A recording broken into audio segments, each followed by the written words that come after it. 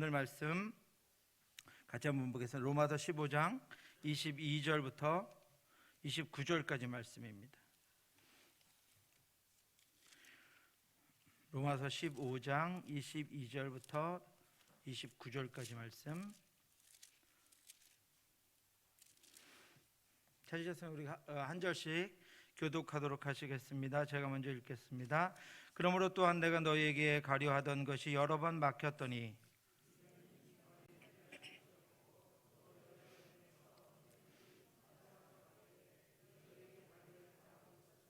이는 지나가는 길에 너희를 보고 먼저 너희와 사귐으로 얼마간 기쁨을 가진 후에 너희가 그리로 보내주기를 바람이라. 이는 마게도냐와 아가야 사람들이 예루살렘 성도 중 가난한 자들을 위하여 기쁘게 얼마를 연보하였음이니라.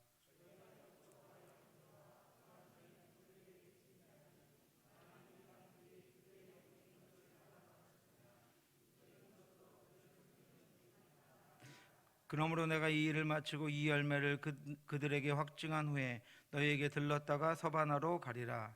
내가 너희에게 나아갈 때 그리스도의 충만한 복을 가지고 갈 줄을 아노라. 아멘. 소개를 너무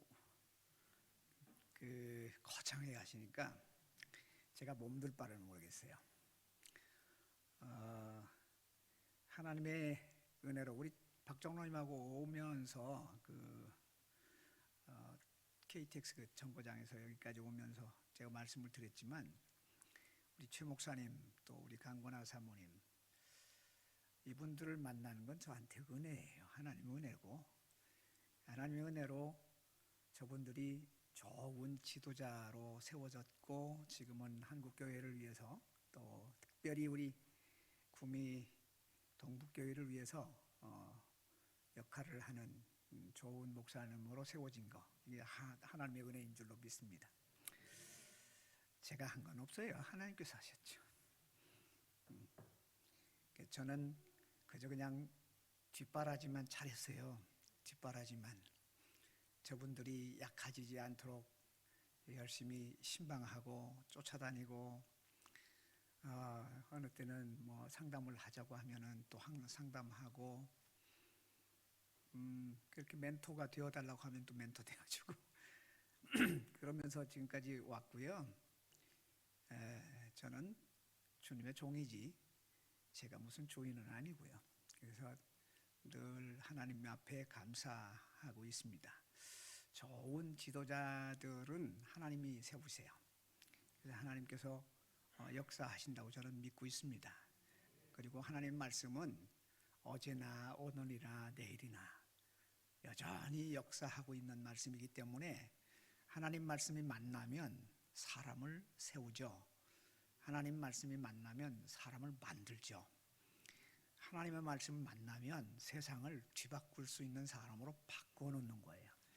그래서 저는 그것 하나 믿고 지금까지 왔고 그리고 우리 뭐 선배라면 선배고 또 은사라면 은사고 친구라면 친구고 그러면서 지금까지 왔습니다. 그래서 제가 여러분에게 드리고 싶은 말씀은 뭐 많지만 그러나 오늘은 여러분이 기대하기는 이런 기대를 하실 수 있을 거예요. 선교사님이니까 선교지 죄송해요. 선교지의 어려운 얘기 또 할 거다라고 생각하실 수 있어요. 근데 저는요 지금까지 원칙이 하나 있어요.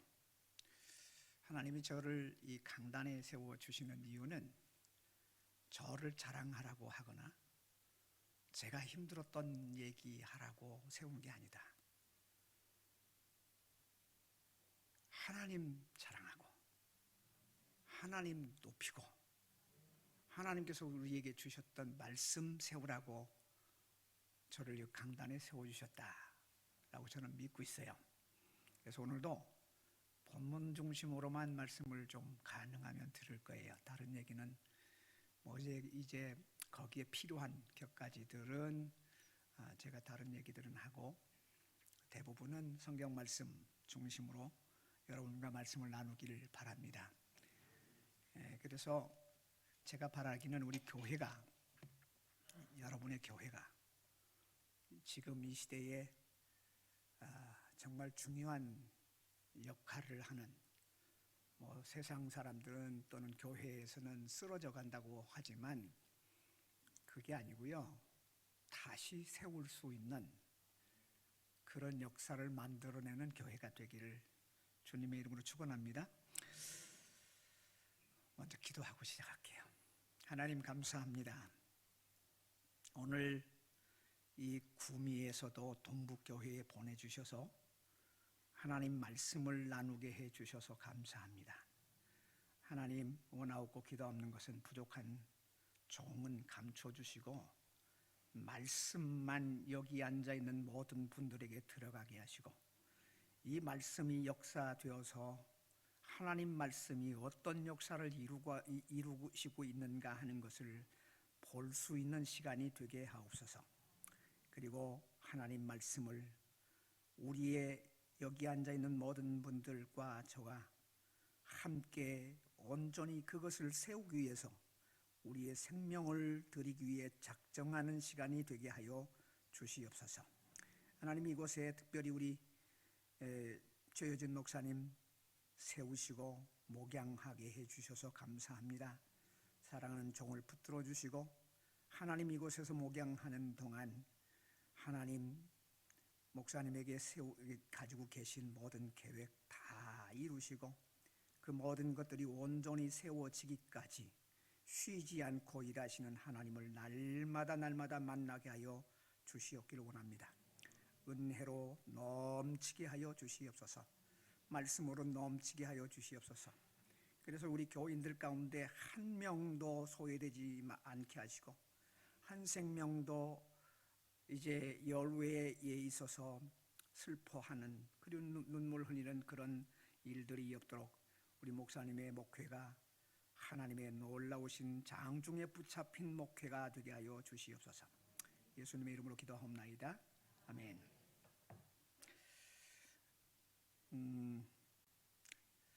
우선 여러분 만나 뵙게 되어서 영광입니다. 사실은 코로나19라고 하는 것이 우리를 많이 위축되게 했잖아요. 그래서 사실은 어디 가서 이제 그 말씀을 전한다는 것도 어려운 시기예요. 그래서 가능하면은 제가 제 편에서 좀 안 갔으면 좋겠다고. 또 건강 문제도 있고 또 다른 면에서는 그 위기 시기에 가서 좀 불편을 드리는 것보다는 오히려 가지 않는 게 더 낫겠다고 제가 거부를 하고 있는데, 우리 최 목사님 이 초청에는요 제가 길이 없어요. 길이 없어. 그래서 이제 또 가깝기도 하지만 그래서 여러분 앞에 섰습니다. 어떻든 여러분 만나 뵈서 반갑습니다. 감사합니다. 네. 현재는요 이것만 위기가 아니에요. 우리는 위기 시대 속에 살고 있어요. 거기다가 교회도 역시 위기 시대 속에서 비껴가지를 못하고 있어요. 이렇게 교회의 위기가 아마 피부로 와 닿기 시작한 시간은 불과 그렇게 한국 교회는 오래되지 않았습니다. 어찌 보면 1990년대에는 한쪽에서 위기 이런 얘기를 하더라도 그렇게 심각하게 받아들이지는 않았죠. 그러나 지금은요 모든 교회들, 모든 성도들이 스스럼 없이 위기라고 하는 말을 사용하고 있고, 그걸 이상하게 생각하는 사람 하나도 없어요. 다 똑같이 위기인 것을 우리는 느끼고 있습니다. 그런데요 서구는요 우리나라에 복음이 들어올 무렵부터 위기라는 말이 있었어요. 서구 교회들은. 그러니까 1800년대 말 19세기 말부터 서구 교회에서는 교회가 위기 가운데 있다라고 하는 말을 사용하기 시작했습니다. 그리고 우리나라는 적어도 한 100년 뒤에 이렇게 나타났잖아요. 근데 왜 질문이 있죠. 그렇다면 왜 이런 일들이, 이런 위기가 한국 교회조차 비켜가지 못하게 했을까 하는 겁니다. 왜?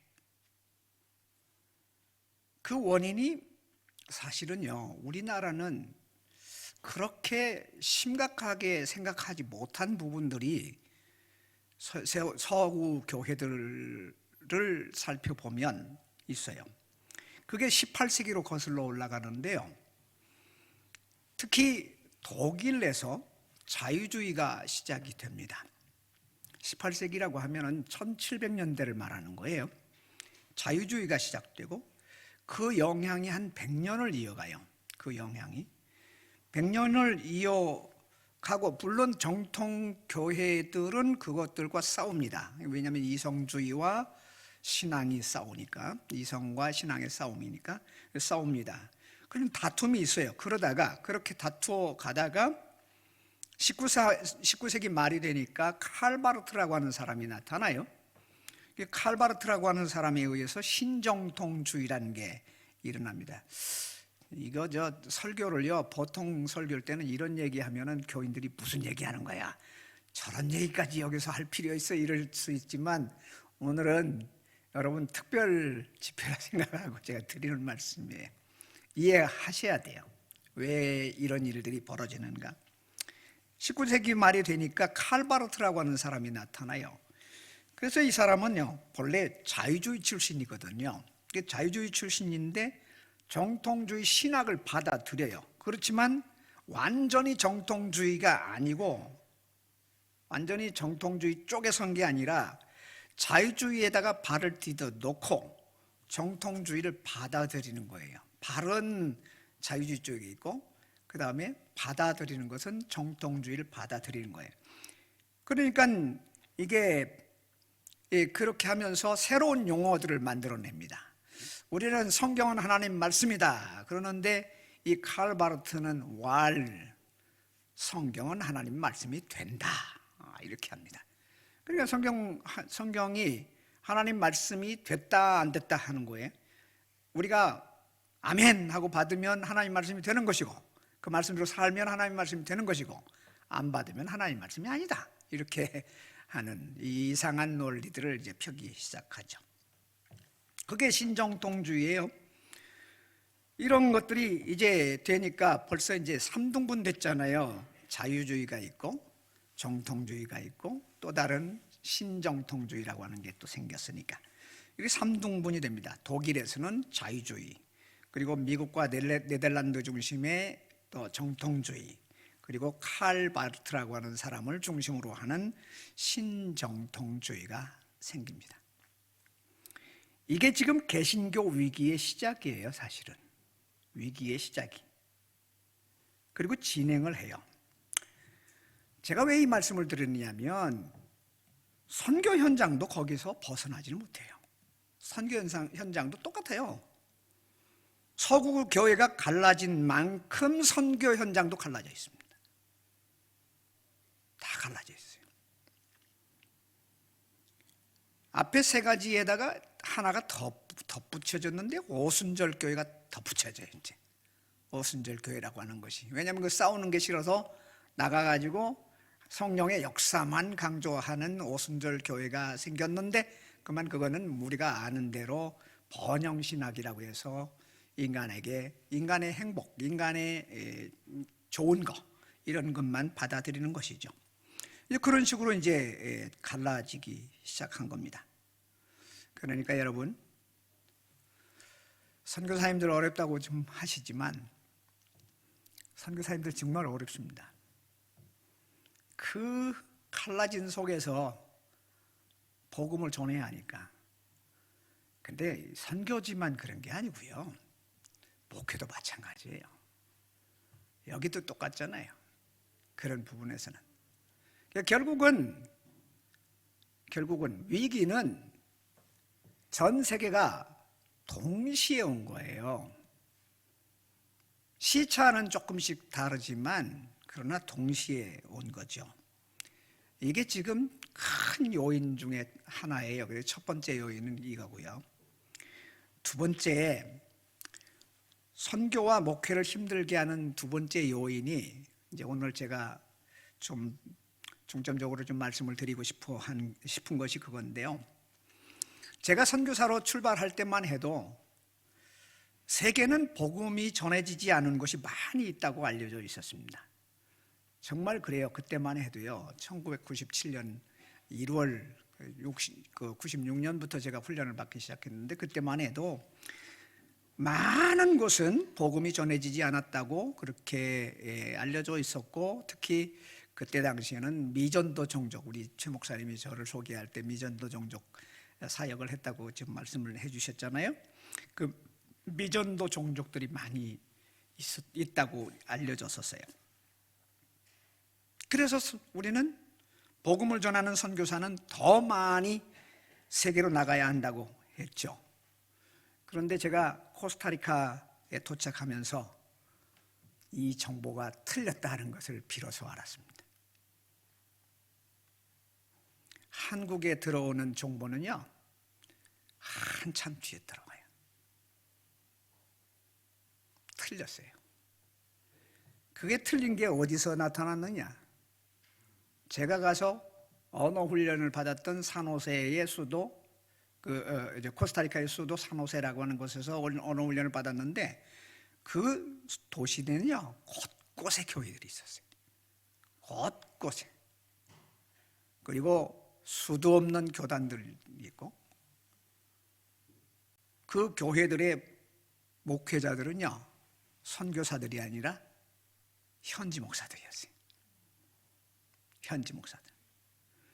그러니까 이 코스타리카에 복음이 들어간 것은 사실은 한국보다 더 빨라요. 사실 더 빨라요. 그래서 이 상황을 접하고 나는 도시에 머물면 안 되겠다 작정을 했어요. 마음 먹고 이미 처음부터 출발할 때 미전도 종족 하자고 했기 때문에 미전도 종족을 찾아서 들어갔습니다. 그 부족이 브리브리라고 하는 부족입니다. 이게 브리브리 그럼 무슨 뜻인가 하고 생각하지만 뭐 브리브리면 돌멩이라고 하는, 돌멩이 많은 그런 뜻이에요. 브리브리 그런 뜻인데 많은 분들이 브리브리가 뭐야 또 기억하기도 힘들어 이렇게 생각하시는 분들이 있는데 뭐 중요하지 않아요. 어떻든 우리 눈을 부릅뜨릴 때 부리부리하다고 하잖아요. 그거 생각하시면 돼요. 네. 그래서 그분들이 들어간 그분들이 살고 있는 곳을 들어갔습니다. 처음에는 굉장히 그 사람들이 외국인들 죽이기도 하고 또 살인도 잘 저지르고 또 난폭하고 뭐 이래서 들어가고 싶지 않았는데 하나님께서 그리로 몰아넣어요. 그래서 그렇게 갔어요. 제가 그 얘기 하려면은 오늘 설교 너무 길어지니까 그 얘기 안 할 테니까. 그리고 그렇게 들어갔어요. 파나마는 아시잖아요. 파나마하고 국경지대의 정글지대인데 그곳에 들어갔죠. 그리고 거기서 들어가 가지고 이제 거기서 리서치하면서 여러 가지 상황을 파악하면서 보내는데 가만히 보니까 그 앞에는 그 가운데로 식사올라 강이라고 하는 강이 흘러요. 근데 식사올라 강이라고 하는 강이 흐르는데 남쪽에 이 브리브리 부족들이 더 많이 살고 북쪽에는 사실 코스타리카 사람들이 왔다가 굉장히 외국 사람들이 많이 들어요. 근데 교회가 유독 북쪽까지만 와 있어요. 넘어가지를 못해요. 교회가 건너가지 못해요. 왜냐하면 이 브리브리 부족 자체가 복음을 극렬하게 거부를 해요. 아주. 저희들이 거기 들어가 가지고 예배당이라도 세우려고 하면은 거기 집 주인부터 위협을 해 가지고 죽이겠다 또는 쫓아내겠다 그러면요 아무도 안 받아들여요. 그러니까 길이 없어요. 그래서 바깥에서 그쪽에서 강 건너 오는 사람들을 향해서 복음을 전하는 거예요. 조금씩. 그리고 이제 행사를 만들어 가지고 그 안에 며칠 들어갔다 나오고 뭐 이렇게 들락날락 하면서 그렇게 사역을 했죠. 그런데요, 그것조차도요, 그 북쪽조차도 선교 역사가 한 60년 정도밖에는 되지 않습니다. 그러면 60년 하면은 짧은 건가요? 길어요, 상당히. 그런데 그 60년 동안을 그 바깥에, 강 바깥에 지금 있었는데 왜 그 복음을 저쪽에서는 안 받아들일까요? 이게 지금 정말 중요한 퀘스천 마크예요. 그게 어떻게 해야 그러면 이 문제를 해결할까? 그 원인을 처음에는 이렇게 생각했죠. 그들의 종교 때문이다. 종교는 그렇죠. 그분들의 종교를 제가 하도 안 되니까 저도 막 그냥 진행을 하고 싶은데 안 되니까, 그래서 이분들에 대해서, 종교에 대해서 리서치를 한 거예요. 리서치를 해보니까, 리서치하는 것도 그쪽에 있는 사람, 그 신앙인들, 무당 같은 사람들이 있어요. 브루호라고 하는데, 이 무당 같은 사람들을 이제 직접 만나서 대면해서 그 리서치를 해야 하는데, 이게 지금 생명을 거는 거거든요. 근데 그래도 뭐 했어요. 하나님께서 나 여기 보내신 이유는 저들에게 복음 전하라고 보내신 거니까 난 그 생명 위협을 무릅쓰고 간다라고 이제 하고 들어갔죠. 가족들은 난리가 났죠. 그래도 우리에게 주신 사명이니까 갔죠. 그런데 그들의 종교가 삼신교예요. 제가 이름 붙였어요. 이름 삼신교. 신이 세 개예요. 신이 셋이야. 신이. 예, 그 신이 셋이란 말이에요. 신이 셋인데 이름이 시부크마, 아와. 이해되시겠어요? 이해가 안 되죠. 신 이름입니다. 시부크마가 아버지 신이고, 시부가 아들 신이고, 아와는 고치는 신이래요. 우리 삼위일체하고 똑같아요. 어떻게 보면 비슷하잖아요. 그러니까 그 사람들한테 복음이 들어갈 리가 없어요. 왜냐하면 아버지 하나님 그러면 저 사람들은 시부크마 이미지가 벌써 확 들어와요. 아들 예수님 그러면 시부 이러는 거예요. 성령의 이름으로 그러면 벌써 아와 이렇게 안 들어가요. 종교에서 벌써 문제가 생겼어요. 그들은 물론 삼위일체가 없는 거죠.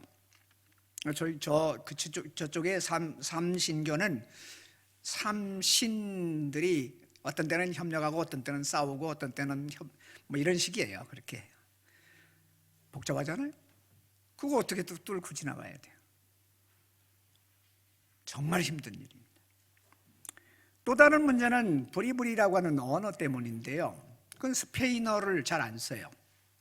이 사람들은 자기 언어를 고수하고 있는 사람들입니다. 번역하기가 얼마나 힘든지 성경 번역 선교사가 들어갔다가 25년 사역하고 포기를 했어요. 신약만 번역하고 끝. 너무 힘드니까. 그럼 미국 선교사가 그렇게 들어가서 했어요. 제가 들어갈 때만 해도 같이 사역을 했는데 너무 힘들다. 그리고는 포기하고 떠났어요. 왜냐하면 그들의 언어 속에는요, 우리가 표현하지 못하는 게 많아요. 그리고 우리는 표현을 해야 하는데 저쪽에는 없는 단어가 있어요. 그럼 어떻게 만들어야 하잖아요. 만들어서 이 사람들에게 가르쳐야 하고, 예를 들면 하나님의 사랑이라는 말이 없어요. 이 사람들은 하나님의 사랑이라는 말이 없으니까 이걸 만들어서 가르쳐야 돼요. 그리고 만들어서 가르쳐야 하니까 이게 얼마나 힘든 일이에요. 복잡하잖아요. 그래서 제가 이런 얘기를 거기서 가르쳤습니다. 우리가 할 수 있는 게 있는데요, 성경은요 추상적인 단어로 가득 차 있어요. 실제적으로 보기 전에는 그게 무슨 뜻인가 할 만큼 수상적인 용어가 많아요. 예를 들어서 사랑, 하나님 사랑, 여러분 보입니까? 안 보이잖아요. 내가 성경 말씀대로 살아가면서 하나님 사랑이 뭐라고 가르쳐 주기 전에는 이게 뭔지 모르겠잖아요. 하나님의 은혜, 우리는 하나님의 은혜를 얘기하지만 사실은 여러분, 우리가 가지고 있는 하나님의 은혜는 율법이라고 하는 것을 제대로 이해하지 못하고는 하나님의 은혜를 깨달을 수가 없습니다. 왜냐하면 율법을 통해서, 그래서 사도 바울조차도 율법을 가르치면서, 로마서에 보면 율법을 가르치면서 하나님의 은혜를 가르치고 있는 거예요. 그래서 우리는 하나님의 은혜를 구원받았다라고 하는 거잖아요. 그 사람들하고는 전혀 생각이 달라요. 이걸 어떻게 해야 하느냐, 직접 우리가 가르치는 방법밖에 없고, 몸으로 보일 수밖에 없고, 보이지 않으면 얘기가 안 되니까. 그리고 성경 말씀을 우리가 오면서 우리 장로님하고 말씀을 나눴는데, 성경 말씀을 그들이 읽지 않고는 모른단 말이죠. 읽도록 해야 할 거 아니에요. 읽도록. 그렇죠? 그들이 읽어야 이게 무슨 뜻이 어디서 나왔는가 하는 것을 알 수 있잖아요. 그렇게 하면서 가르쳤습니다. 그러니까 이게 너무 힘든 거예요. 너무너무 우리는 이거를 전부 다 통틀어서 말하기를 선교 장벽이라고 말합니다. 선교 장벽. 그래서 선교 장벽이 있어요. 가로막고 있는 것들이 있단 말이죠. 이 가로막고 있는 것들을 뚫고 지나가야 하는데, 그 뚫고 지나가게 하는 일을 하는 사람이 선교사다. 그걸 하는 사람이. 그러니까 그 뚫고 지나가려고 할 때 생각하는 것들이 전부 다 달라요. 사람마다, 선교사마다 다른 생각을 다 가지고 있는 거예요. 일치되지를 않아요. 다 다른 생각을 가지고 있어요. 그래서 위기는 더 커진 거예요. 위기가. 제가 그곳에 정말 이런 모든 걸 뚫으면서 교회를 세웠습니다. 그리고 그 교회를 세우긴 세웠는데, 아까도 말씀드렸잖아요. 식사골락 강 남쪽이 아니라 저도 어쩔 수 없이 북쪽에다가 세웠어요. 북쪽에다가 교회를 세워놓고, 그리고 이제 한 가지 깨달았는데, 복음이 전해진 지 60년이 지났지만 정식 목사가 한 명도 없어요. 사실은 그 토착인 목사님이 없어요. 그래서 목사님 세워야겠다. 네, 이러고는 지금까지 해왔어요. 몇십 년 이렇게 하다 보니까요, 25년 이렇게 하다 보니까 한국에 올 때마다 목사님들이 초청을 하면서 저에게 꼭 하시는 말씀이 있어요. 목사님, 거기서 힘들으셨죠? 눈물 많이 흘리셨잖아요.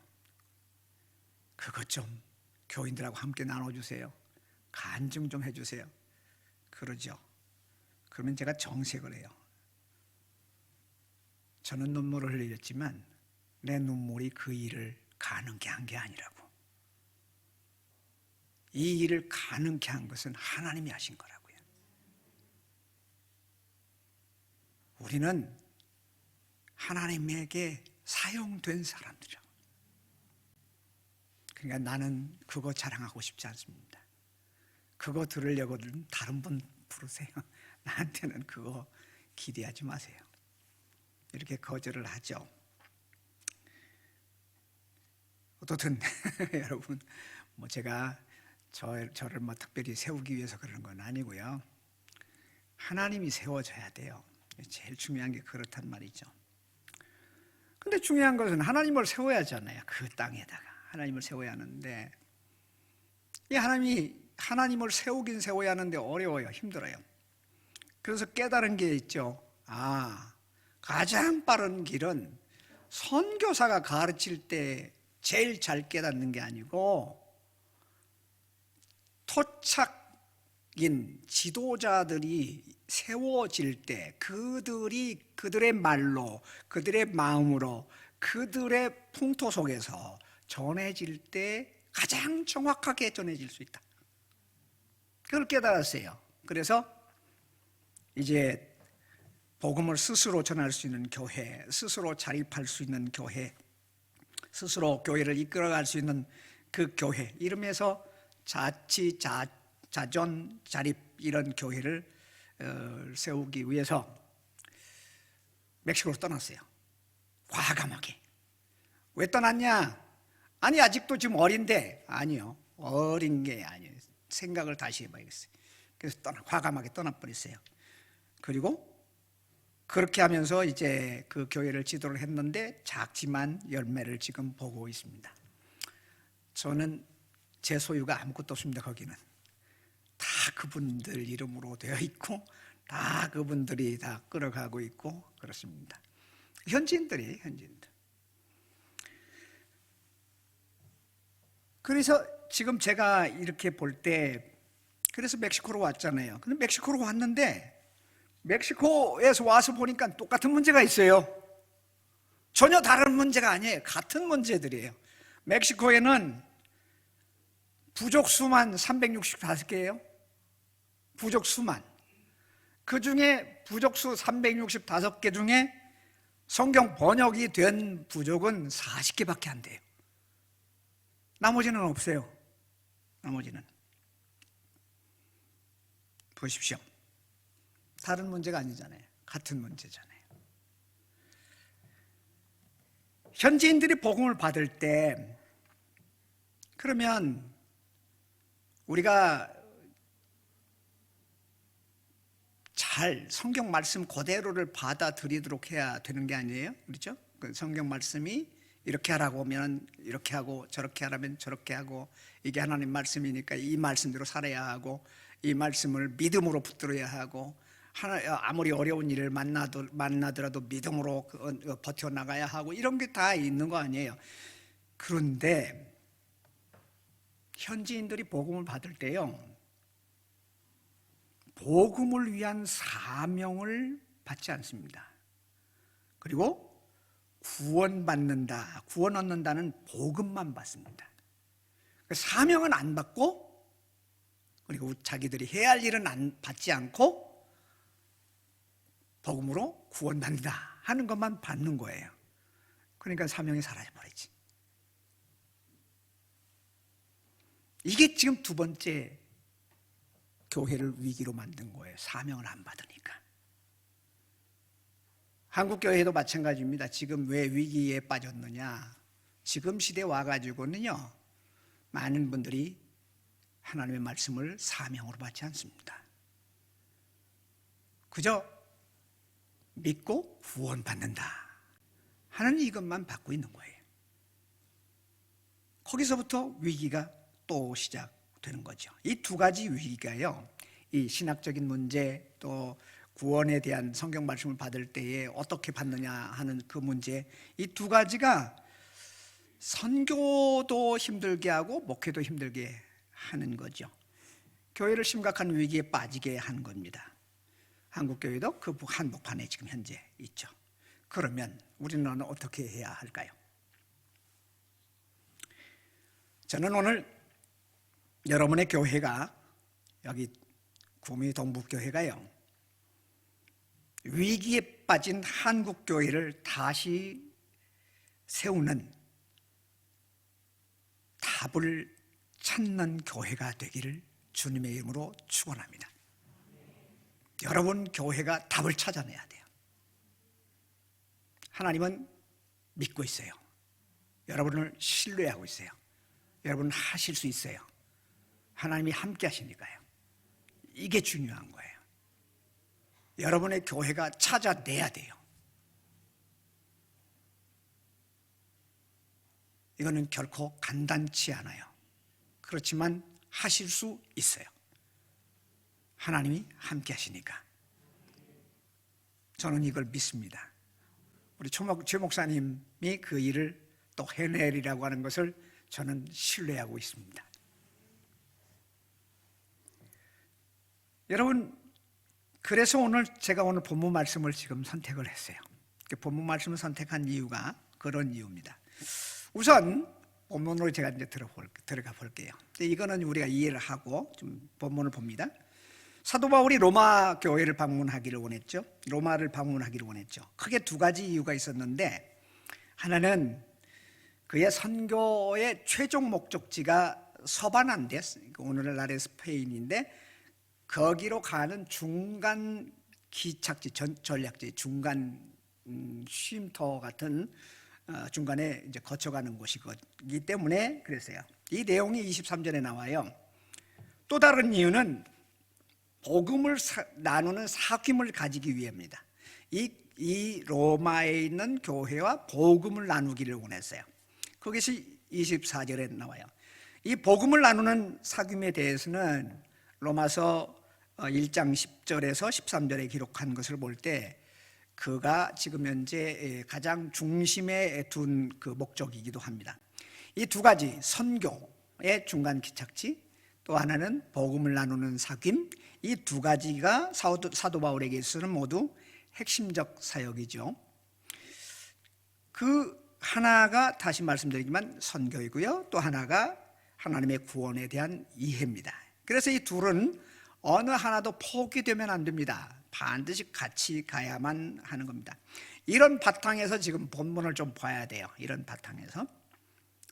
그런데 이 본문은 아주 특이한 가르침들이 나타납니다.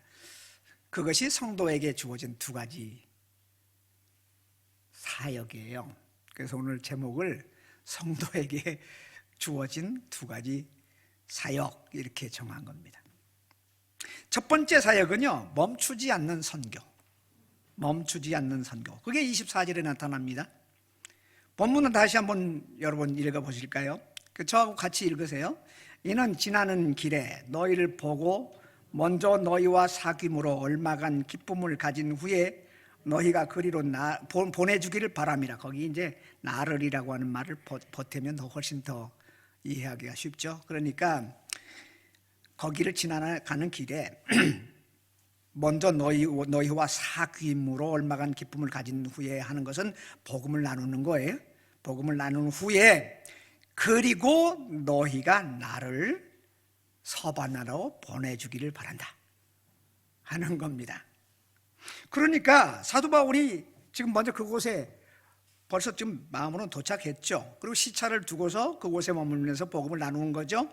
그리고 그런 뒤에 이제 그 로마 교회가 사도 바울을 보내주기를 바란다. 여러분 여기 이 본문 내용을 좀 자세히 좀 살펴보실 필요가 있는데, 지금 바울이 그곳에서 지금 그 하나님 구원에 대해서 가르치고 하는 그 교회는요, 가르침을 받는 로마 교회는 바울을 서바나로 보내야 된다고 하는 거잖아요. 이게 선교 본질이에요. 즉 선교를 받는 교회는 즉시 선교를 하는 교회가 되어야 한다.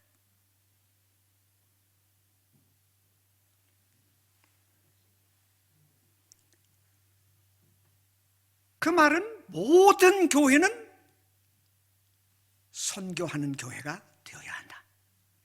그걸 가르치고 있는 거예요. 선교를 받는 교회는, 지금 로마 교회가요, 여러분 좀 살펴보셔야 돼요. 물론 선교 사역 속에는 여러 가지 사역들이 포함됐죠. 가르치는 사역 속에 아까도 말씀드렸지만은 이제 그 가르치는 사역도 있고 구제 사역도 있을 수 있고 훈련시키는 것들도 있고, 그런데 사도 바울의 이 모든 건 다 선교 사역 속에 있어요. 선교 사역 속에. 선교를 위해서 모든 것이 다 존재하는 거예요. 그래서 교회가요, 반드시 생각해야 할 거 있는데, 교회 상황이 어렵다고 선교하지 못하는 교회가 아니에요. 앞으로 살펴보겠지만 로마 교회는 이방인 교회였거든요. 이제 막 시작하는 교회예요. 이제 막 시작하는 교회인데도 불구하고 즉시 선교하는 교회가 되라는 거예요.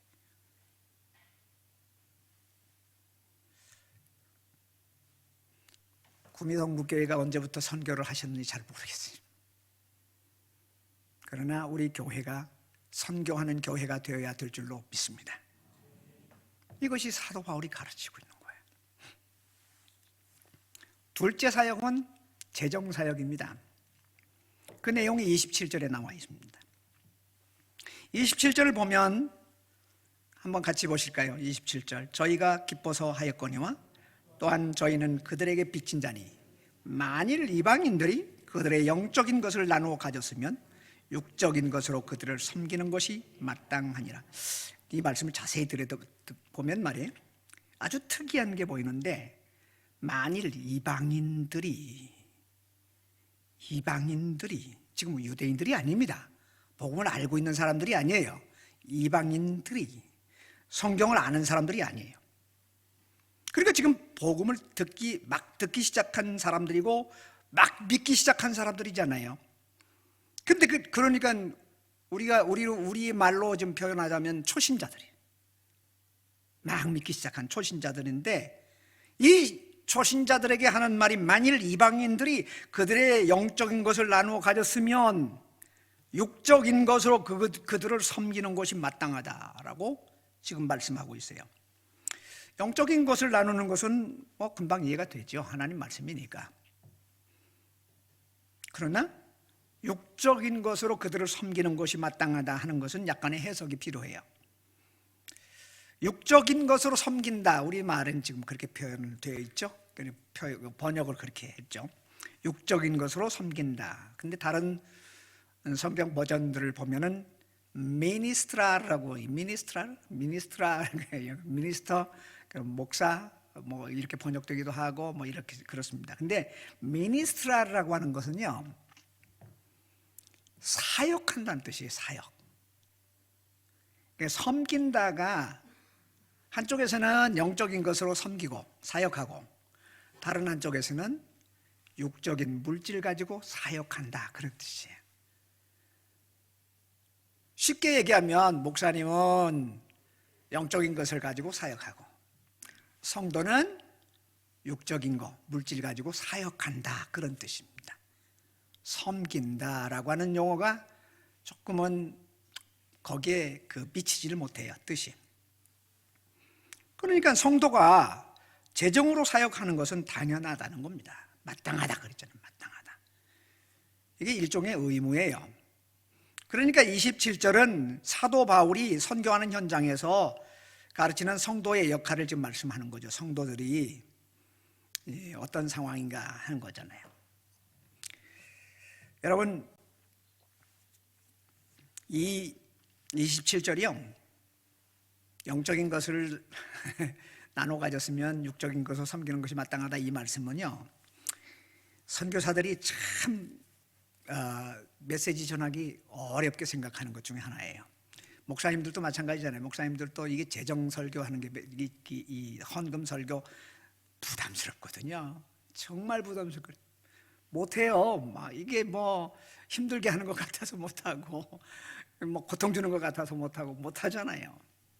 어떤 분은 뭐 그런 설교하면은 목사님이 맨날 뭐 헌금 설교만 한다라고 하기도, 한쪽에서 또 불평 불만도 나오고, 그러니까 못하잖아요. 선교사도 마찬가지예요. 선교사들도.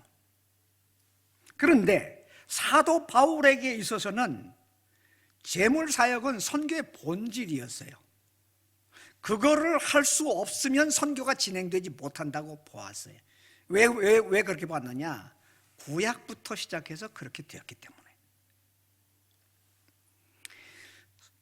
그래서 성도들로 하여금 교회를 섬기게 하는 본질이 이 재정 사역입니다. 재정 사역. 그게 본질이에요. 그런데 교회들이 선교를 하려면 늘상 내세우는 말이 하나 있습니다. 제가 하나 집어낼게요. 늘상 내세우는 말이 있는데, 그게 이 말입니다. 우리 교회 형편이 어떤데? 목사님, 우리 교회 형편이, 이렇게 시작해요.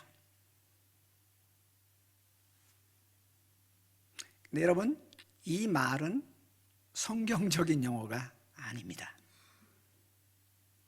그 말은 매우 올바른 태도가 아닙니다. 우리가 봐야 할 것은 교회 형편이 아닙니다. 오히려 영적인 것을 나누어 가진 성도들이 복을 받은 상태를 봐야 합니다. 복을 받았으니 나누어야죠. 영적인 것을 나누어 가진 성도들의 복 받은 상태, 복 받을 상태까지 좋아야 하는 거예요. 그때야 비로소 기꺼이 감사함으로 즐거움으로 드릴 수 있는 거죠. 그렇지 않고 우리 교회 형편이 이런데 그러면 영원히 못합니다.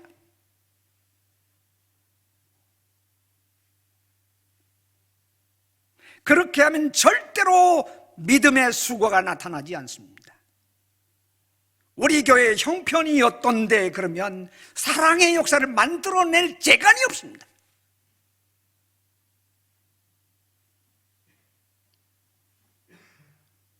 사랑하는 성도 여러분, 제가 여러분에게 부담드리기 위해서 드리는 말씀이 아니에요. 꼭 기억을 하세요. 이건 성경 말씀이에요. 제 말이 아니고 성경 말씀이에요. 그러니까 본문을 정리하자면 그렇죠. 성도들에게 하나님께서 주신 두 가지 사역이 있어요. 하나는 선교사역, 또 다른 하나는 재정사역. 그러므로 우리는 주님 오신 날까지 이것을 계속해야 합니다. 그래야 교회가 멈추지 않는 겁니다. 그래야 교회가 유지되는 겁니다. 주님 오실 때까지. 그런데 수도 없이 많은 교회들이 세워졌다가 사라졌어요. 왜 사라졌어요? 이걸 안 하니까.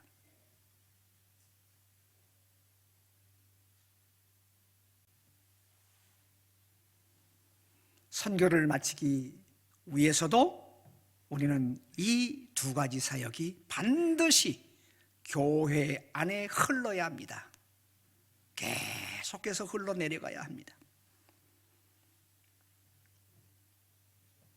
그것이 교회의 유지예요. 하나님께서 주신 교회 유지 방식이에요.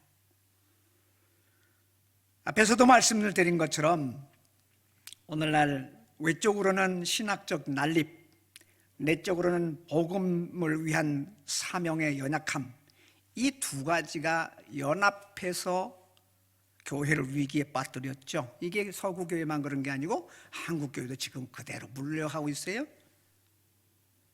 이게 세계교회가 만난 위기입니다.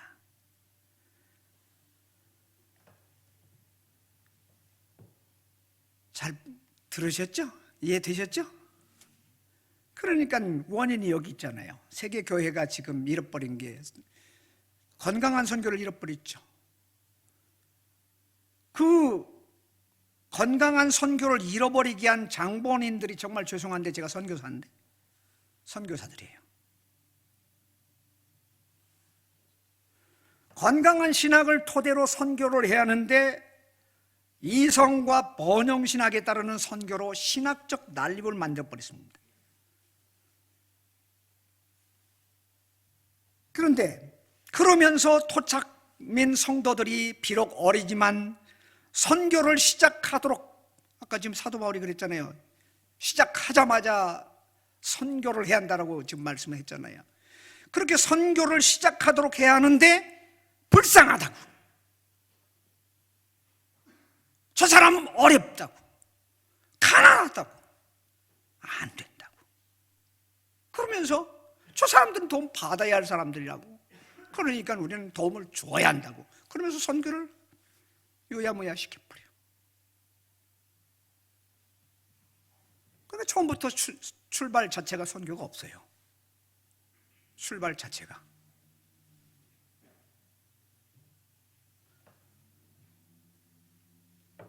성도로 하여금 또 다른 문제로 그들이 지금 막 시작하는 이방인들이라고 할지라도, 지금 막 신앙생활하는 토착민이라고 할지라도 영적인 것을 나누어 가졌으면 육적인 것으로 섬기는 게 마땅하다고 하는 재정사역을 가르쳐야 하는데, 토착교회를 훈련 그렇게 시켜야 하는데 그들이 가난하다, 생활이 어렵다 그러면서 안 해요.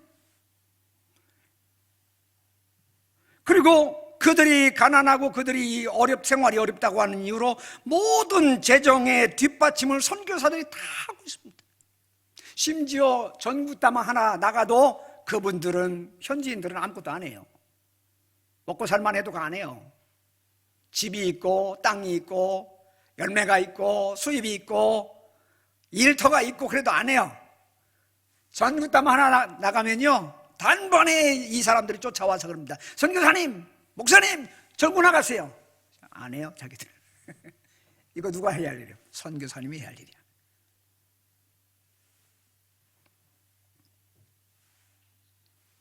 그러니까 처음부터 우리 교회 형편이 어쩐 이런 데부터 가르치는 거예요.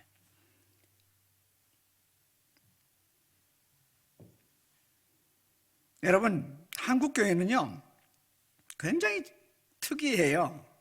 왜냐하면 한국 교회가 여기까지 온 거는요 사실은 100년 이상을 온 이유가 있는데, 이렇게 버텨올 수 있었던 이유가 초기부터 언더우드 선교사님이 들어와 가지고, 언더우드 선교사님이 우리 장로교 선교사님 아닙니까? 그렇죠? 언더우드 선교사님이 들어와 가지고 지금 저 20대잖아요. 뭘 몰라요. 모를 때거든. 사실은 20대니까 아무것도 모를 때예요. 그때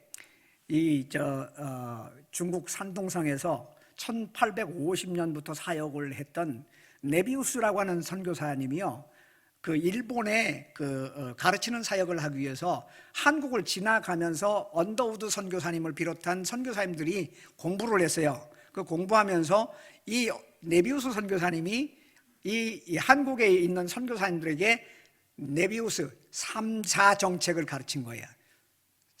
자전, 자립, 이 세 가지를 가르쳤어요. 그렇게 가르치니까 언더우드 선교사님을 비롯한 이 선교사님들이 한국 교회로 하여금 막 시작을 해도 자전, 자립, 스스로 알아서 해라, 선교사가 갖다 주지 않는다. 그러니까 스스로 모든 걸 다 한 거예요. 스스로 헌금하고, 스스로 목회자, 심지어는 성미라고 하는 것까지 해가지고 먹여드리고, 생활 해결해주고, 그리고 예배당을 짓는 것조차도 선교사님들 도움으로 짓는 게 아니라 스스로 다 했어요. 다. 그때가 1900년대 초반이니까 얼마나 가난하고 얼마나 힘들었어요. 그래도 다 했어요. 그래서 1907년도에 그 어려운 시기에 최초 선교사를 보내는데, 이기풍이라고 하는 목사님을 제주도에 보내는 거예요. 시작하자마자 선교하고, 시작하자마자 재정 사역을 하게 한 거예요. 그래서 한국교회는 이렇게 부흥한 거예요. 그 열매가 오늘 우리가 지금 보고 있는 거예요. 그런데 한국에서 나간 선교사님들이 이걸 몰라요.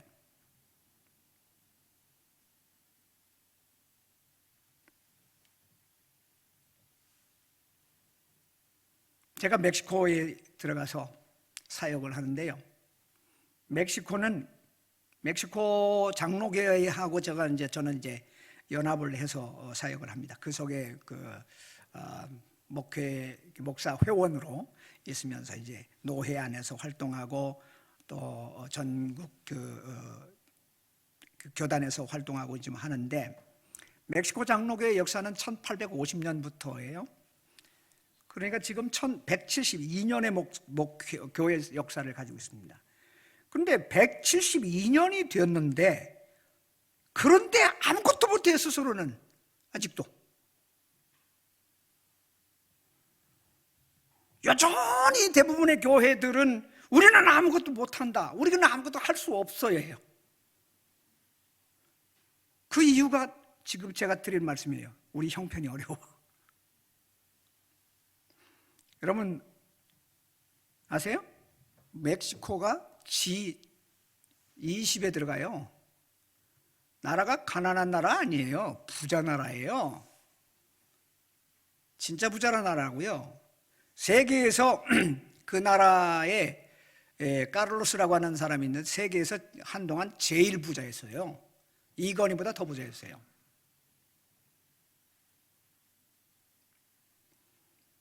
가난한 나라가 아니죠. 부호들은 즐비하죠. 사람들은 집이 없는 게 아니에요.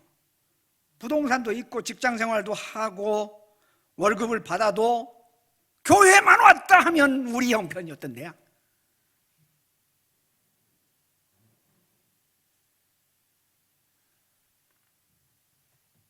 그리고 헌금 안 해요. 우리 교회 형편이 어떤데. 그리고는 목사 보고, 목사들은 말이에요, 나가가지고 우리 교회 지원금 좀 받아오라고요. 노회 가서 지원금 받아오고 다른 선교사 만나서 지원금 좀 받아오고 하라고 한다. 그거 잘못하면 말이에요, 그 나라는 5년에 한 번씩 신임 투표를 해버리는데 그거 잘못하면 쫓아내버려요. 아무리 유능하게 설교해도 소용이 없어요. 교회를 재정적으로 유지를 못 시킨다는 거예요. 이게 멕시코 장로교의 형편입니다. 어떻게 해야 될까요? 그분들이 뭐라고 하는지 아세요? 지금도 우리는 못하니까, 제 이름이 산티아고인데 산티아고 목사님, 선교사 좀 더 데려오세요. 우리 스스로는 이 멕시코 선교를 마칠 수 없으니까 한국 선교사님들 좀 데리고 오세요. 그래서 우리가 마치게. 저기들이 못한다는 거야.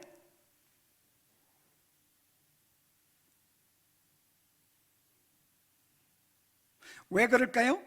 다시 말씀드리지만 이 두 가지 사역을 잃어버린 거예요. 첫 번째, 시작하자마자 선교사역해야 한다. 두 번째, 시작하자마자 재정사역 시작하게 해야 한다. 이 두 가지를 잃어버린 겁니다. 그러니까 172년 돼도 못하는 거예요. 200년 아니라 1000년이 가도 못해요, 그 사람들은. 그래서 제가 정말 너무 단단해진 이 생각들을 깨뜨리느라고 지금 그들하고 영적 싸움을 하죠. 영적 싸움을 하죠. 물론 그렇다고 해서 화를 낼 수도 없는 것이고 그렇잖아요. 제가 화내면서 할 수 있는 건 아니잖아요. 신경도 많이 쓰이지만.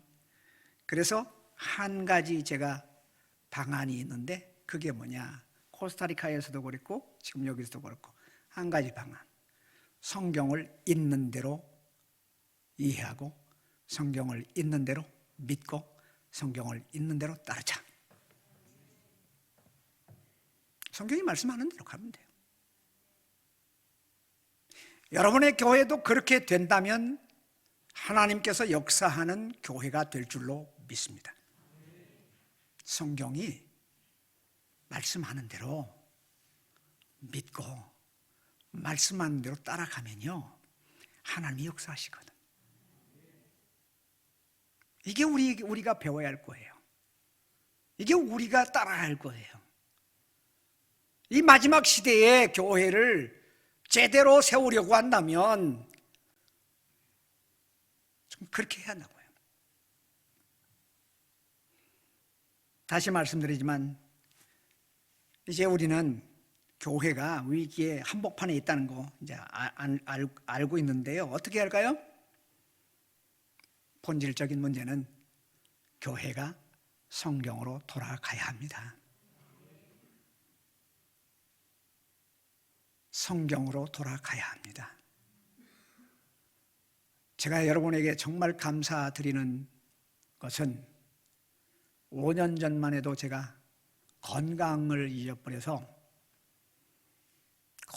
이렇게 팔꿈치 걸치고 설교를 했어요.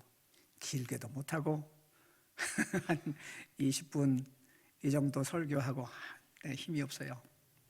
못하겠습니다 하고 내려왔어요. 근데 지금은 거뜬하네요, 그죠? 감사해요. 하나님이 힘을 주셨는데 약 한 80% 정도 이렇게 회복된 것 같아요. 요즘은 이제 이런 생각이 들어요.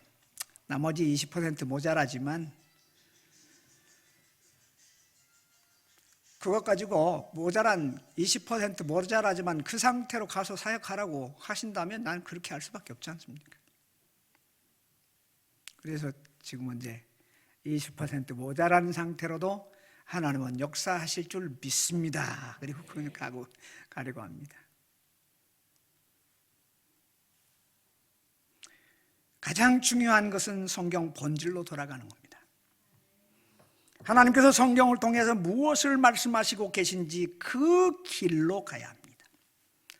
그 길이 좁더라도, 그 길이 험하더라도 그 길은 생명의 길이니까 그 길로 가야 합니다. 그 길이 어떤 때는 교회에 손해를 주는 것 같아도 하나님께서 반드시 유익하게 하실 것이니 그 길로 가야 합니다.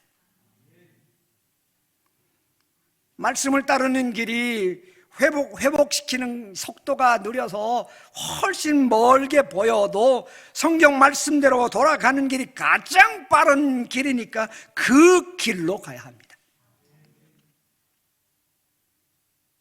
그 길이 두 가지 놓치지 말아야 할 거 있어요. 하나가 선교하는 거, 또 하나가 재정사역. 선교사역과 재정사역을요, 우리 모두가 다 같이 힘을 합한다면 저는 하나님 말씀 믿고 여러분에게 말씀드립니다. 여러분이 두 가지 회복하시면, 구미 동북교회는 여기 대구만이 아니라 대한민국에서 살아있는 교회로 인정받게 될 줄로 믿습니다. 좀 그렇게 믿어요. 두 가지예요. 길게 많은 거 말씀 안 드렸어요. 두 가지 꼭 기억하세요. 두 가지. 첫째는 뭐라고요? 선교하는 교회, 선교하는 사역. 두 번째는 뭐라고요? 재정사역. 두 가지. 저를 위해서 기도해 주십시오. 왜냐하면 멕시코 교회를 이 두 가지 사역으로 뒤집어 놓기를 원해요. 제가 저에게 허락하는 한, 저는 이것을 위해서 지금 사역을 하고 있습니다. 그래서 세미나를 합니다. 목사님들을 초청해서 세미나하면서 이 내용과 가지고 세미나 하는 거예요. 우리 바꿔야 한다. 우리가 뒤집어져야 한다. 성경 이거 지금 이대로 따라가야 한다고. 멋진 설교들 내용이 아니라 지금 이것들을 못하면 아무것도 안 된다.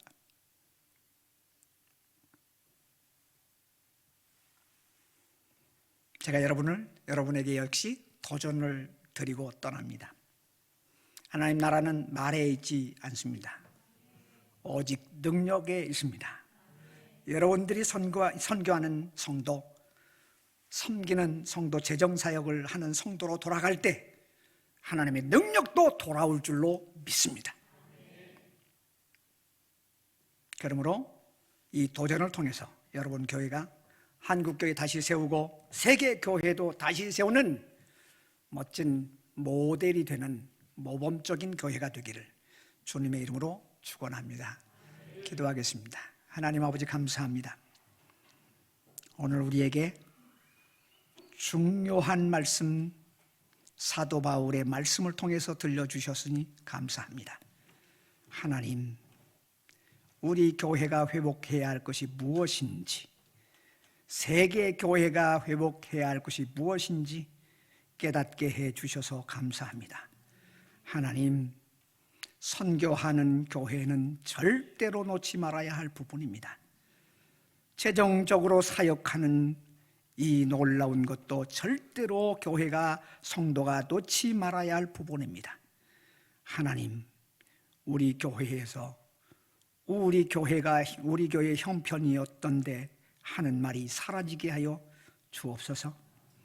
그리고 하나님 말씀대로 다시 세우고자 하는 열심을 가지고 성령의 역사를 따라서 더 열심히 사역해서 하나님의 능력이 다시 돌아오게 하는 구미 동북교회가 되게 하여 주옵소서.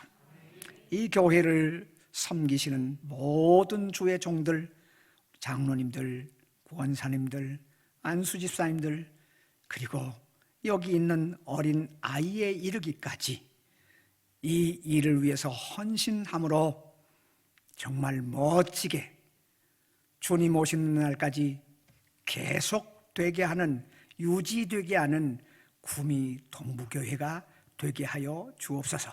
그날이 언제일지 모르나 그날을 바라보면서 주님 오실 날까지 지속되는 교회를 세우기 위해서 같이 머리를 맞대고 기도하고 성령의 인도를 따라서 이 멋진 일을 해내는 교회가 되게 하여 주옵소서. 예수님의 이름으로 기도하옵나이다. 지금은 우리 주 예수 그리스도의 은혜와 우리를 사랑하신 하나님의 크고 넓으신 사랑하심과 성령의 교통하심이 오직 하나님 말씀하신 그 길을 가기를 간절히 소원하는 사랑하는 성도들 머리 위에와 우리 성수 선교사님의 선교 사역과 선교사님을 통하여 하나님이 이루실 그 놀라운 하나님의 뜻을 위하여 기도하며 나아가는 우리 선교사님과 귀한 가족들 위해 지금부터 영원토록 함께 있을지어다. 아멘.